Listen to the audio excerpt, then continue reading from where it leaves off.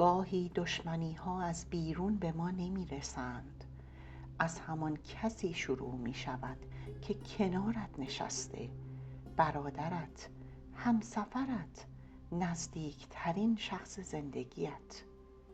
و اینجاست که نورالدین و شمس‌الدین، دو برادر عزیز، در گرداب حسادت و وسوسه شیطان راهی می شوند که تقدیرشان را تغییر دهند. قصه امشب قصه یک دشمنی پنهان است.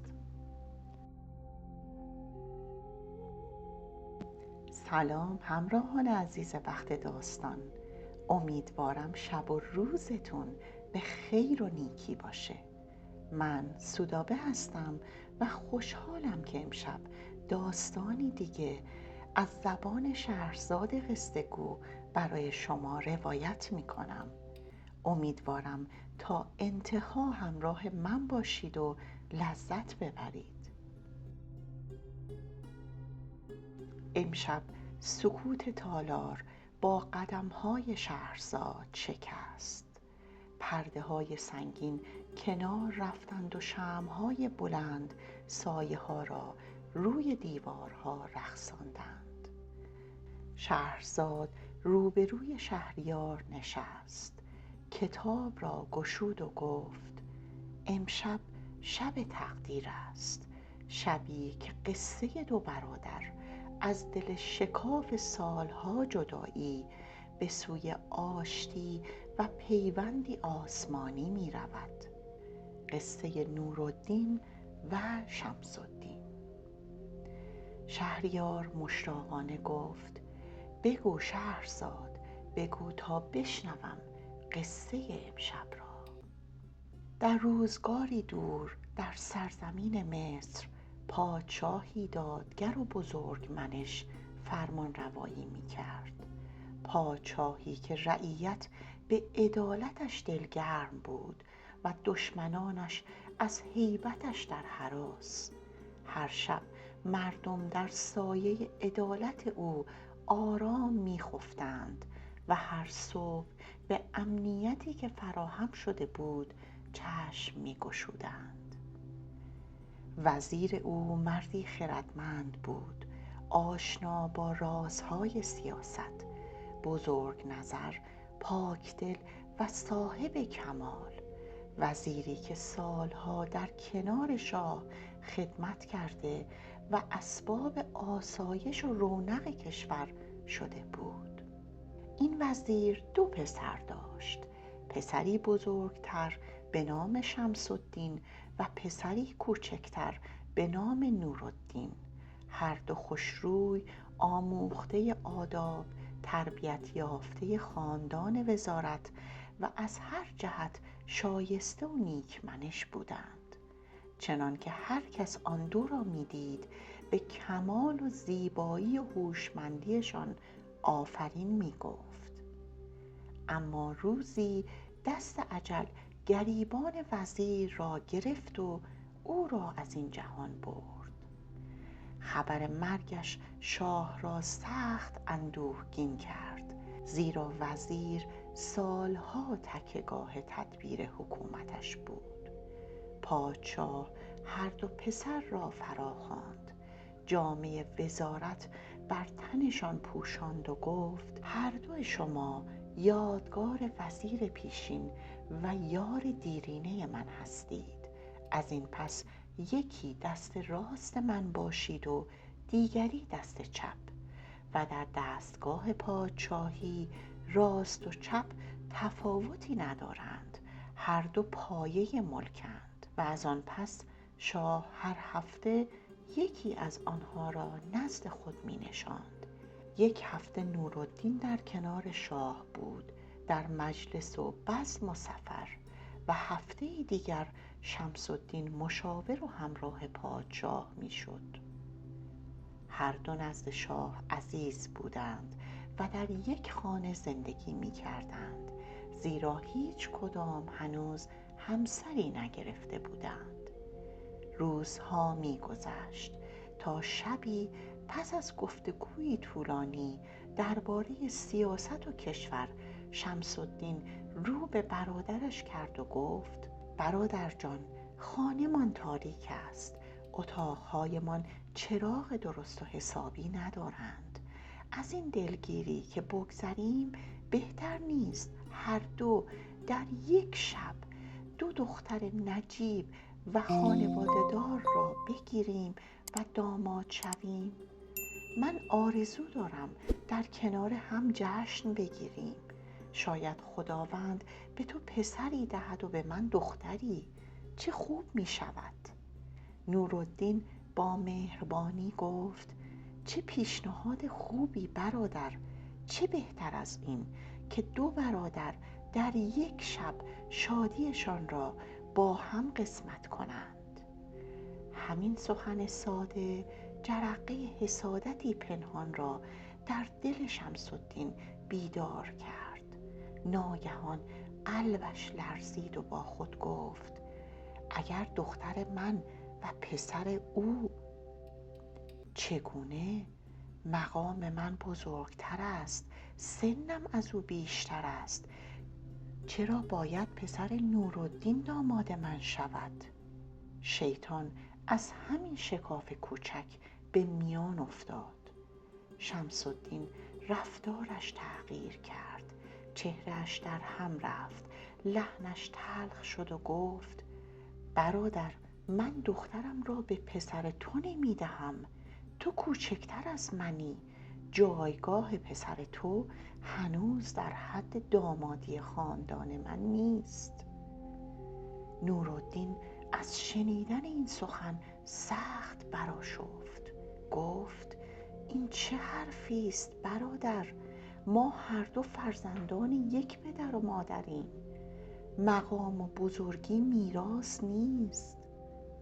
شمس‌الدین که غرورش شعله‌ور شده بود گفت: نه، اگر 30,000 سکه زر و 3 مزرعه و باغ هم مهریه دخترم کنی، دختر من سزاوار پسر تو نیست.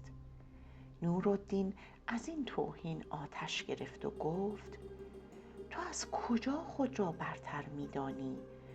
هنوز که ما داماد نشده ایم، هنوز که فرزندی نداریم، تو خودت به من پیشنهاد دادی. حالا میگویی اگر دخترت را به پسرم نمیدهی یعنی پسر من کم ارزش است؟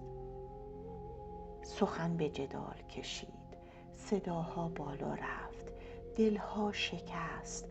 شمس‌الدین به تلخی گفت: پسر تو هرگز همپایه دختر من نمی شود. نورالدین زخم خورده و رنجیده با صدایی بلند گفت: ای برادر، از سخن تو امشب چنان دلم شکست که دیگر نمی توانم کنار تو بمانم. فردا از دربار می روم.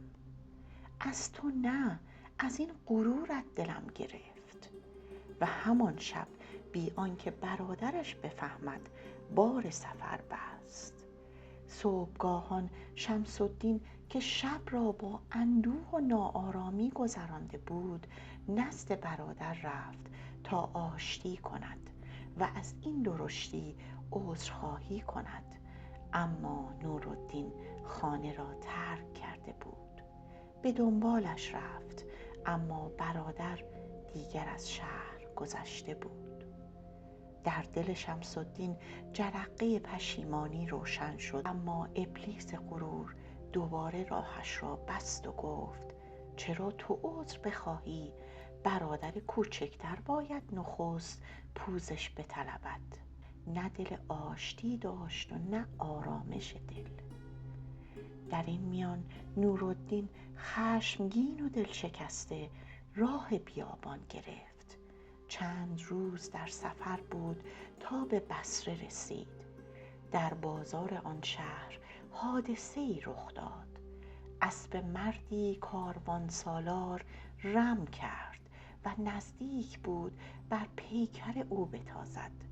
نورالدین جلو رفت، افسار اسب را گرفت و آن را آرام کرد.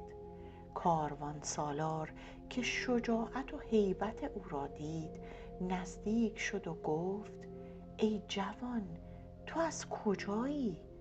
نورالدین پاسخ داد و گفت که پسر وزیر مصر است.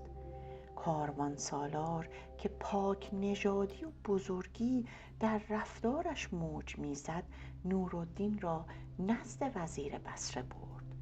وزیر او را دید و از ادب، زیبایی و بزرگزادگیش شگفت زده شد. پرسید این جوان کیست که این گونه چون امیرزادگان می نماید؟ کاروان سالار ماجرا را باز گفت. وزیر که دانست او فرزند وزیر بزرگ مصر است گفت هرچه زودتر او را با احترام به حضورم بیاورید.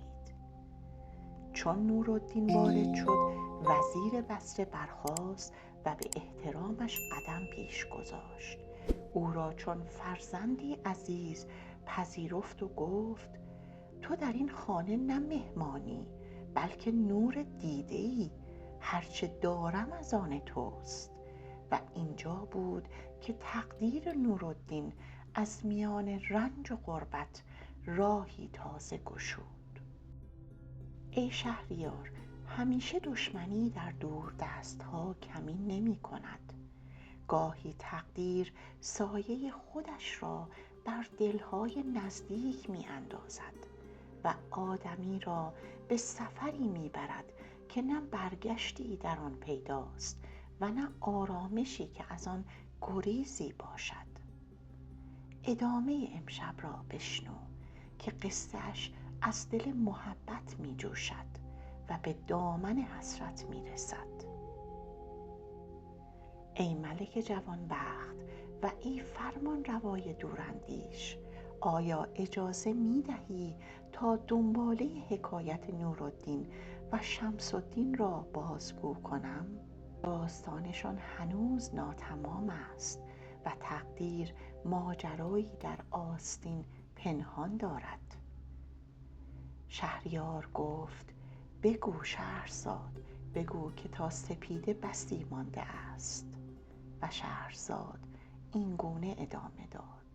چون نورالدین به دیار بصره رسید وزیر اعظم آن سرزمین که مردی بزرگزاده، نجیب و خوشمنظر بود با دیدن او گویی سالهاست فرزندی گمگشته را یافته باشد آغوش گشود و او را چون نور چشم پذیرفت. مهر نورالدین در دل وزیر چنان نشست که او را در خانه خود جای داد و چون پدری مهربان به خدمتش پرداخت. مدتی گذشت تا روزی نورالدین دلتنگ پدر و مادر و برادر داستان سفر خود را برای وزیر گشود. از شمس الدین گفت، از جدایی، از رنج غربت و از اینکه چگونه طوفان تقدیر خانه محبتشان را به باد داد. وزیر اعظم چون حال او را شنید دلداریش داد و گفت در این سرزمین کسی با تو دشمن نیست. تو جوانی نجیب و از نسل بزرگان هستی. روزگارت هنوز آغاز راه است و تقدیر فصلهای دیگری برای تو نگه داشته. پس از آن نورالدین در بصره مقام یافت و مردم او را به چشم فرزند وزیر نگریستند. و اما در مصر چرخ روزگار به گونه‌ای دیگر چرخید. شمس الدین پس از آن همه پشیمانی و غرور از جدایی برادر آرام نگرفت. هرچند هنوز زبانش به اعتراف باز نمی‌شد، دلش در خفا بر فراق نورالدین می‌سوخت. اما غرور چون دیوی که نخستین جدایی را پدید آورده بود بار دیگر راه بر آشتی بسته بود. سالها گذشت و سرگذشت برادران چون دو رودخانه جدا از هم به راه خود رفت. نورالدین با دختری نجیب زاده و زیبا از خانواده دربار بصره ازدواج کرد و صاحب مکنت و فرزند شد و همایون کوچک پسر او چون غنچه‌ای نورسته در آغوش وزیر پرورش یافت و ناگهان ورق برگشت. مادر نورالدین بیمار شد و دگرگونی‌های پیاپی شادی را از خانه ربود و غبار غم بر آن نشاند و بار فراق بر دوش نورالدین سنگین‌تر شد. در مصر نیز روزگار آرام نداشت. سلطان بزرگ از جهان رفت و جانشینش مردی تندخو و ناسپاس بود که بر خاندان وزیران رحم نمی کرد. به بهانه قدیم و جدید اموال شمس الدین را مصادره کرد و خانه اش را از اساس تهی ساخت. شمس الدین شکسته و اندوهگین در برابر فرمان سلطان نو سر فرود آورده بود، اما دلش در اضطراب و دلتنگی برادر مانده بود. در این احوالات خبر مرگ مادر و این دگرگونی‌های تلخ روزگار بدی را بر سر او آورد. در این میان تقدیر بازی خود را کامل کرد. فرزندان برادران دختر شمس الدین و پسر نورالدین چون گل و ماه به سن جوانی رسیدند و آتش نامرئی سرنوشت که از سالها پیش در خاکستر پنهان مانده بود اینک شعله برکشید. گروهی از نیکخواهان نامه‌ای از نورالدین به دست شمس الدین رساندند. او از رنجها، سفرها، زخمها و روزهای دلتنگیش نوشت و پسر خود را شایسته پیوند با خاندان برادر دانست. شمس الدین پس از سالها سکوت این بار در برابر تقدیر تسلیم شد. پاره‌های غرور ریخت، اشک بر گونه‌اش نشست و پذیرفت که گذشته را با همه تلخی‌هایش به دست فراموشی سپارد تا مهر بر دلها باز گردد و دو خانواده بار دیگر چون یک جان باشند. پیوند دو خاندان برقرار شد. عقد و شادی و جشن و شب‌های نورانی که سینه شهر را روشن کرد. دوباره برادران کنار هم نشستند و قصه جدایی به قصه پیوند بدل شد و قصه دو برادر از حسرت به پیوند مبدل شد. شهرزاد نگاهی به آسمان کرد. سپیده سر زده بود. نفس را آرام کرد تا شبی دیگر، پرده دیگر از دفتر تقدیر برگیرد.